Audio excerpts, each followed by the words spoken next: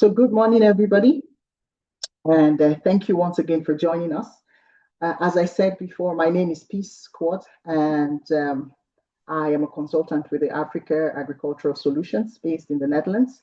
And this study was commissioned by the Netherlands Food Partnership and in very close cooperation with the Netherlands Embassy.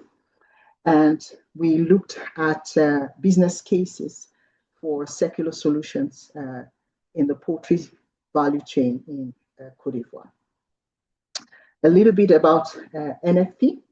NFP is a civil society organization that actually looks at the possibilities of building strong partnerships around stakeholders for sustainable food systems. They work within low and middle income countries and really look holistically at the drivers, the outcomes, the policy and institutional environments that enable food production in a sustainable way and ensures food security within the countries that they work in. And looking at how value can be created from different raw material sources that can be reintegrated into the food system. And in Cote d'Ivoire, NFP's work has been around the local production of day-old chicks, promoting agroecology in horticulture and also in cocoa production, looking broadly at the livestock sector and how it can work sustainably, and then very specifically what has led to this research, looking at manure, how manure can be revalued, and what is the role of the black soldier fly larva in this revaluing process. So NFP's vision is twofold, looking very specifically at the feed sources and how to create alternative protein and carbohydrate or energy sources from residue streams like cassava peels and the BSF larva, and then the waste product. I try not to use waste because it is a raw material source, the manure that comes out of the sector, what kind of technologies is suitable and contextual for revaluing this, and then it can also be integrated back into soil for healthy soils and the food system as well. So we come into the context of Cote d'Ivoire and look at two main products, maize and fertilizers. Maize is a very important cereal in Cote d'Ivoire, like all other African countries, where it serves as a source of food, and it also serves as a source of feed inputs for livestock feed. And we see that in Cote d'Ivoire in 2024, a significant amount of forex, almost 26 million, was used for the imports of maize. And also the data from IFDC shows that, and the World Bank shows that in 2026, almost 400 million US dollars was spent in the import of fertilizers. And in 2024, about 573,000 metric tons of fertilizer was imported into the country. And we bear this in mind because Cote d'Ivoire is the biggest producer of cocoa and also has a big cashew sector and different export crops and also staple crops. And within Cote d'Ivoire, as at the middle of the year, the average prices of corn per kg, the imported corn was about 300 CFA, and the local corn was about 135 CFA. And there's a significant gap in the supply of local corn that the imports seeks to close. So we zoomed in during the study and used two companies as a case study that gives very realistic figures on the demand for maize as an ingredient in poultry feed. So De Heus is actually a Dutch feed production company based in Abidjan, and they have a production capacity at this moment for poultry feed of 20,000 tons. And they are also expanding their production to another part of the country with a significant increase of about 60,000 tons of product together. And the maize demand for the current maize demand for De Heus is about 150,000 tons per annum. And with the new upcoming factory, they would need 450,000 tons of maize. And if we say that cassava peel can replace 30% of these figures, try to quantify it. So with the current demand, if they would require 30% of cassava peel to replace maize, they would need 4,500 tons of cassava peel for this replacement alone.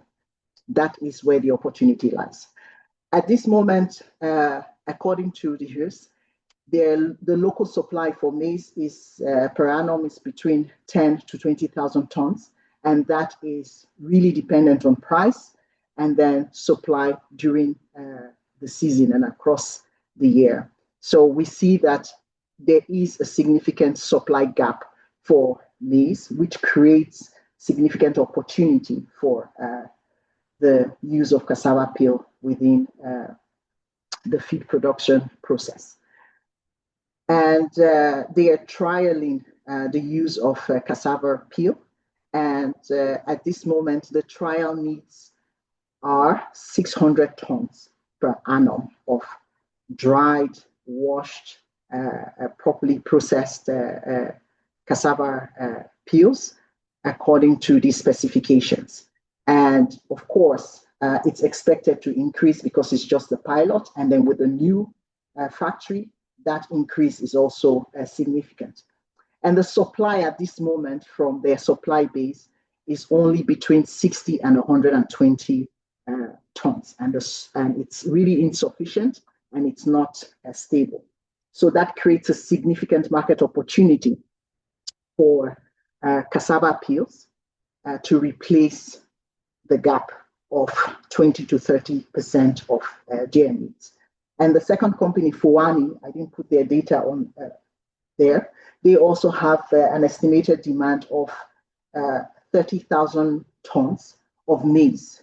And of course, 20 to 30% of that can also be replaced by cassava peels.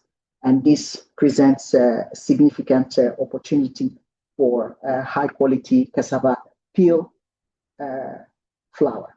So the current reality, which is also a challenge, but it's also a solution. In Côte d'Ivoire, the national staple is acheke, which is produced from cassava tubers that are fermented and grinded. And this is typically combined with chicken or fish. Within the country, there is growing chicken production, and Côte d'Ivoire is actually self-sufficient in the production of broilers and also eggs. And chicken feed, of course, is based upon two critical products, corn and soybean inputs. And with growing chicken production, you have, of course, increased manure, which also needs management. And when not properly managed, can constitute an environmental risk and a nuisance. And also with increasing population, the production of acheke and the peels from the cassava production process also needs management and can be used as an input in feed. And when not properly managed or disposed of is a challenge, but it presents itself in this case as an opportunity that can be harnessed. So currently, chicken manure is estimated at over 500,000 tons per annum. And this is a very low estimate, as one of the consultants that we spoke to actually confirmed. And at the moment, cassava processing produces an estimated 1.2 million tons of peels per annum. Locally, about 10 to 20% of the peels is currently just dried and used as animal feed, and the rest is disposed of on land and in the water, and it causes environmental pollution quite significantly within the country. And the current context is that in the poultry producing regions, when you drive by, I was amazed at 4 hours of driving along the region. You saw bags of poultry packed in this way, abandoned by the roadside. And this constitutes a significant environmental risk for the poultry producing regions and also for the soil.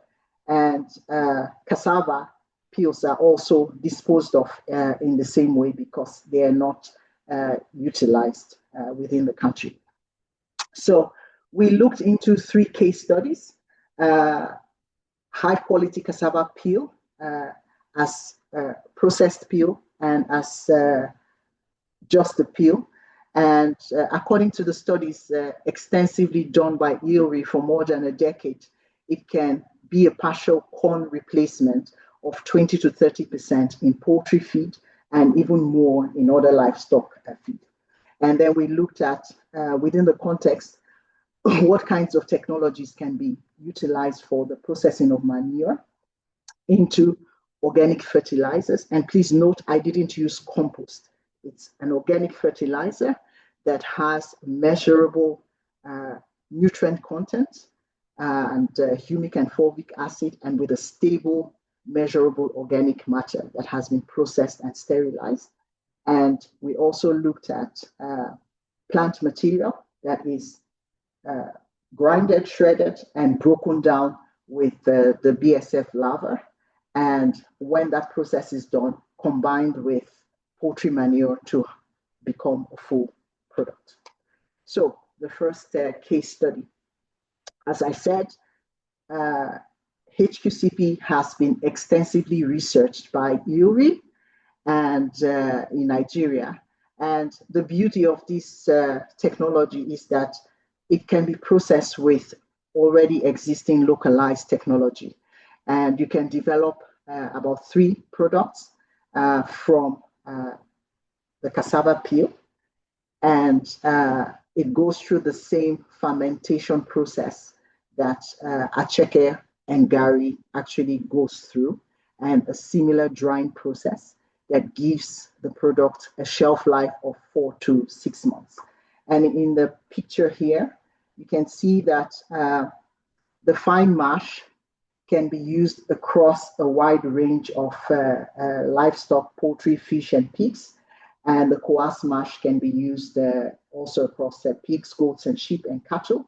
And the peel can also be integrated into the livestock value chain depending on the processing equipment that is available to the feed miller.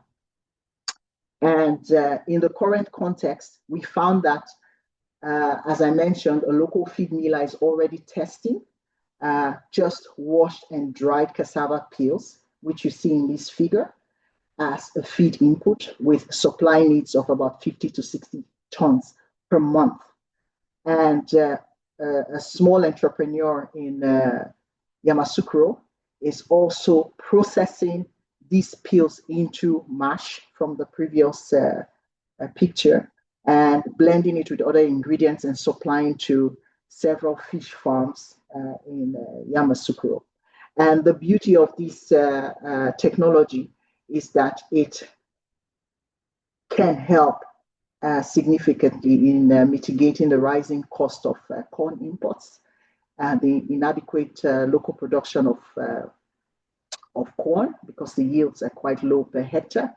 It can remove the competition of food and feed. It can improve the product margins for the producer and also the consumer of poultry feed. So when we ran a financial model to establish the business case, we looked at the suppliers of peels to the feed miller who is piloting the use of cassava peels in feed. And we spoke with the suppliers, and they thought that most of their cost was actually in the washing, the drying, and the processing. But when we ran the figures through the financial model, we found that a significant amount of their cost, about 89%, was with acquisition of the feedstock and the transportation. And please note that the moisture content of the cassava peels, it's about 70%. So this makes long distance transportation inefficient. And you're transporting water and you're not transporting value. So it's very important that the processing location is in close proximity with the supply of raw material, and also the raw material or the feedstock should be as low as possible or even free, which in this case was not free. We did acquire it at significant cost. So, and the second part of our findings, was that the concept of the cassava mash, which is the grinded, fermented mash peel, is actually more efficient for drying and also more profitable for production and supply. This was the finding from our study. And we see the SWOT analysis now for the HQCP. The strengths are that, as I mentioned, it's very localized technology that has been validated by IRRI, and the products have also been validated by IRRI and registered actually in Nigeria as part of the national feed ingredients. In terms of supply for raw material, the raw material is readily available, but needs to be procured fresh. We know that the cassava has a shelf life, the cassava tubers, after harvesting, of about 24 hours, and then it starts going bad. From the raw material source, you can have a diverse range of products, and already locally, people recognize cassava peel as a feed source, and it has the potential of reducing feed cost, as I mentioned before, and improving profit margins, and it's also a circular economy model. It presents opportunities for a wider private sector adoption, and two of the biggest feed millers are already looking into this option, and the whole sector can also look at the option as well and the opportunity. It increases employment opportunities for women and entrepreneurs who are interested in exploring it. It presents also an opportunity for enzyme treatment and biofortification with products like moringa, which is also a high protein source that is readily available locally. And solar energy can be utilized in drying, which reduces the drying time from 2 to 5 days to maybe a day or less. And the potential of the HQCP is that it goes beyond the poultry sector into other livestock products. And because of the long shelf life, there is a regional export potential. And actually in Nigeria, there is a producer who exports the processed, dried, washed peels to Asia. And the downsides is drying and storage is a challenge, especially during the rainy seasons for small-scale producers, and quality inconsistency because of the phase of production and the development of the sector at this moment. And drying requires additional energy cost when you want to do it at scale, and the high transport prices when the production is not in proximity to the local fresh field supply. And of course, the general lack of knowledge for processing it to be a safe feed input for use. And the perception of peels as waste, that also constitutes a barrier because value is not attached to the available peels. And the threat at this moment is the cassava mosaic virus, which came into Côte d'Ivoire and small parts of the cassava production areas already this year. The supply chain is non-existent, so it's fragmented and needs to be built up. And this also leads to supply constraints, inconsistent supply, especially as I mentioned, during the rainy season, drying and storing is a challenge for small producers, and the general low yields in cassava production. So I will take a break here. So the second case study was on chicken manure that can be revalued into organic fertilizer. And it goes through quite a process that makes it safe for soil application within the poultry producing areas, because we found that during the research that poultry manure was not reused in poultry production areas, which also produces a significant amount of crops because of the fear of biosecurity, and that it could spread disease to the poultry that is produced in these areas. But when chicken manure is properly composted, dried, sterilized, it becomes safe for application in the soils, even in poultry production areas.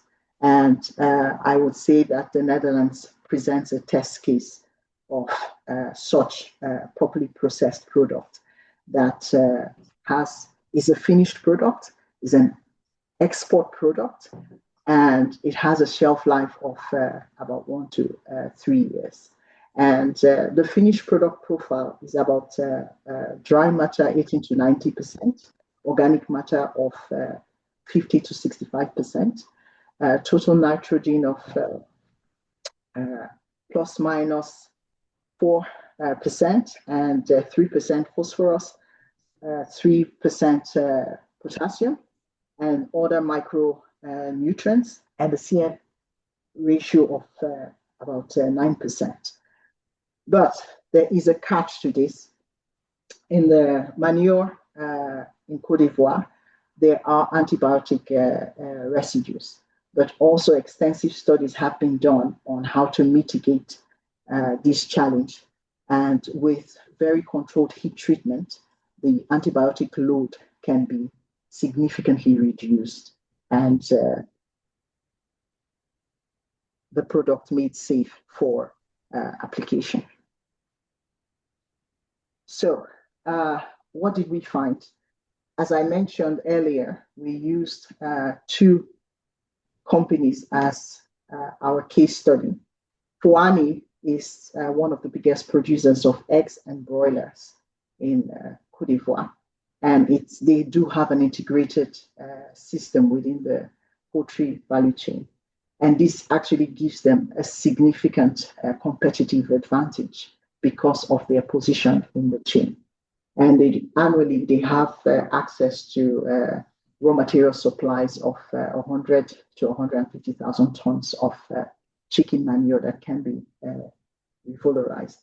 And we used a production model that produced about 3 tons per day with technology that is available also from China. And we saw that even within the CapEx investments, it is very critical that from the first year of production, it is commercialized to be able to have a good return on investment. And Fouani is actually located quite strategically within the Ivorian market, and also with potential to supply the Ghanaian market because they are about an hour from the border, and also with close proximity to the cocoa production region in Ghana. So they can supply both Ghana and also Cote d'Ivoire. And the financial structure would ideally be a combination of debt financing with equity and then grant funding. And the grant funding is probably necessary in the piloting phase where they try to establish the proper technology, proper production protocols, and have their first product.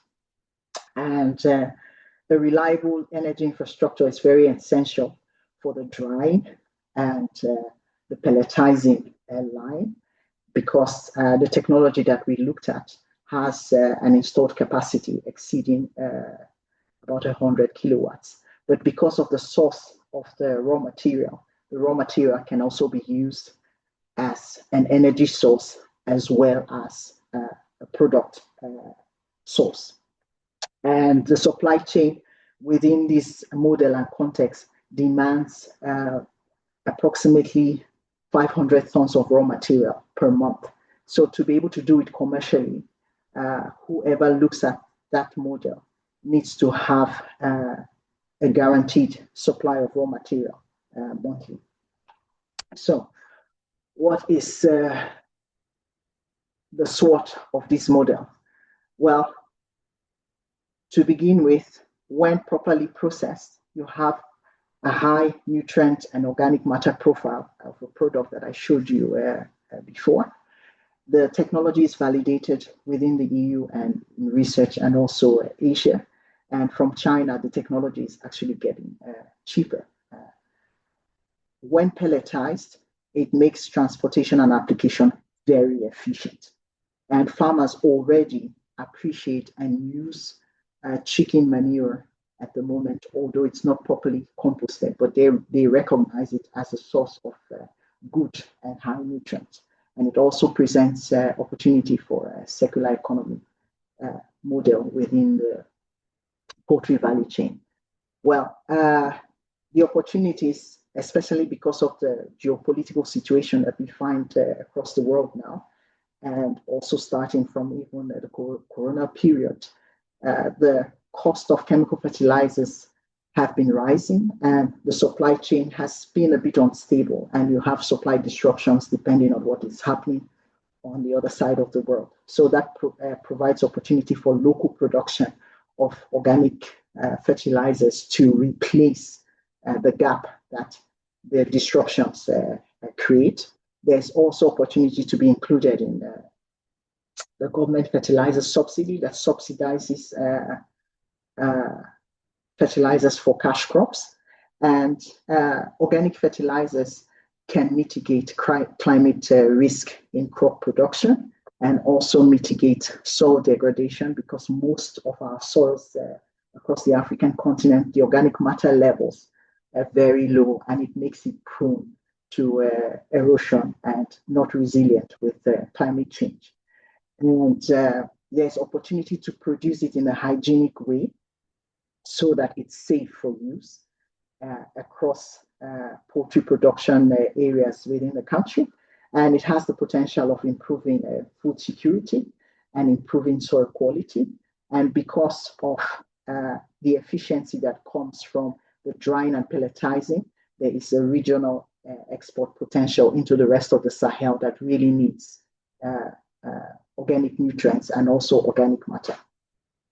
The weaknesses are the high capex need for commercial production and also the knowledge gap in what to do. But of course, that knowledge gap can be filled with hired expertise. And one of the challenges is transporting manure when it's wet. It's bulky, it's costly, and you're transporting mostly water if processing is not in proximity to raw material supply. And when not properly composted and processed, application presents a challenge because it then causes problems in the soil instead of healing the soil. And currently within Cote d'Ivoire, the testing and analysis infrastructure is not present, is not there. So whoever goes into production also needs to invest in this kind of infrastructure. and there is a lack of a national product standardization and labeling at this moment. So that whole process also needs to be started. And the major threat for investments is there's a lack of government regulation for the production of organic fertilizers at this moment. That needs to be developed and established. And you would always compete with chemical fertilizer prices without the comparison that chemical fertilizers just produce or supply the main nutrients without the micronutrients or the fulvic acids or the organic matter. Buyers do not look at the two product profiles side by side. It's only based on price. And there is significant biosecurity and pathogen risk when it's not properly processed, and it threatens the credibility of the sector and would undermine market trust when there is no proper framework from the government and proper production procedure from the producer. We go to the last case study, which I will not go into too much detail in. The last case study was focused on organic plant material that was first grinded and then further broken down by the BSF lava. We actually looked at the BSF lava first, but only came to the realization after we ran the model that frass, which is the residue after the lava has grinded and broken down the plant material, had more value, especially when it was composted with chicken manure and then additional nutrients. And there is a local producer who produces this as a finished product, and they are also looking into the possibilities of using pelletizing technology to achieve further efficiency for the product. And the beauty of the composted plant-based product is it can be integrated, of course, with poultry manure or with biochar. And poultry manure organic fertilizer can also be integrated with biochar. And the frass has a low nutrient profile, a mid to high organic matter content, very dependent on the raw material source that is important for soil amendment. So the key findings was, as I said, that it has to be done on a semi-industrial scale, and on a small scale it was not very profitable, and frass actually was the main revenue driver and not the BSF lava. And so frass needs to be positioned quite centrally to that production model, and then investments and strategic decisions need to be made around the frass product and not the BSF lava. And the semi-industrial model came out more profitable in the short term. And something else to look into, proximity to supply of substrate is very important, and a steady supply of substrate is also very important. Otherwise, the model actually doesn't work, because finding the right substrate and changing substrate supplies also affects the end product of the frass. So the financial model or its viability cannot be guaranteed without a formalized and stable substrate supply agreement, and you then build your technology and your processing model when you do have a reliable raw material source that is also predictable. But it also has the potential of being improved with NPK or biochar and certification and a proper packaging to sell it as a plant-based product. So where do we go from here after the study? At the moment, we're looking at working with the embassy to carry out extensive advocacy on the promotion of HQCP as a potential alternative to maize for the livestock industry.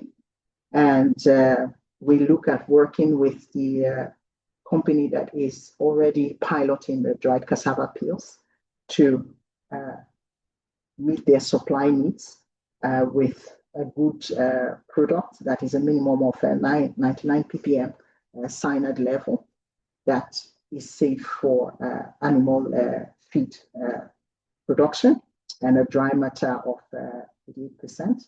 And we would also work with the second feed miller for the production of cassava fine mash, also produced at scale with dry matter content of 88 to 90% and also 99 ppm, and then establishing shelf life of both products, 4 to 6 months.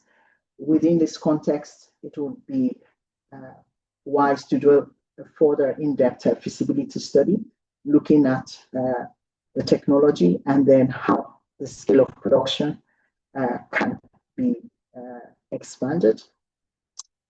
Of course, with a clear focus on safety and clear production protocols and standards for what a final product can look like, and also work with the policymakers and the embassy to see how a national framework can be established for a finished product that can be nationally accepted as a raw material for feed in the poultry and the livestock sector. And we take a lot of learnings from the work that has been done by IORI in Nigeria, and also look forward to establishing a working relationship with IORI in Nigeria. For organic fertilizers, looking at it being pelletized or produced as granules, there needs to be extensive advocacy with all stakeholders, especially from the poultry sector, because they have the fear of the use of unprocessed poultry waste within poultry production areas that can impact their own production. So they need to be convinced that a properly processed product can be applied safely in the regions where poultry is produced. And of course, that means a strict production protocol needs to be established with whoever is going into investments in this area, and then working also with policy makers to establish a national product standard and framework for organic fertilizers, and establishing with the investor the standards of processing, of composting, proper sterilizing, and reaching dry matter stable content, and also a safe product with a long shelf life of 1 to 3 years. So that's where we are at, and we are hoping that sometime next year we would have both finished products that we can show as pilots from the study. So to follow up, we're having private conversations with a chicken genetic production company that is also interested in looking at alternative feeds for a new poultry line in the region. And I talked about a producer of organic fertilizers, Foani, and also a producer of feed based in Côte d'Ivoire, too, who are looking to expand their supply base. So we look and hope to work with them in the future, and we would have policy discussions on feed, on circular economy, and solutions around these two product lines, with specific focus on how it can reduce the competition of food and feed, and the economic potential of actually developing the HQCP supply chain and also the organic fertilizer supply chain. And with NFP, we hope to work with a regional focus in Benin, Senegal, Ghana, and Nigeria in the nearest future. So I would finally say that this is a call to action for all companies, not only Dutch companies, but companies in the region and also in Cote d'Ivoire, and to say that Dutch knowledge and technology can help in providing solutions to manure management. There are two companies I mentioned here very specifically, Dorset Green Machines and SecuWorld, have developed technologies for commercial scale production of organic fertilizers. And there are ample opportunities for collaboration between knowledge institutions, technology providers in the Netherlands, and also feed millers locally, and those who are interested in exploring this sector closer. So thank you for your time, and thank you for listening to my presentation.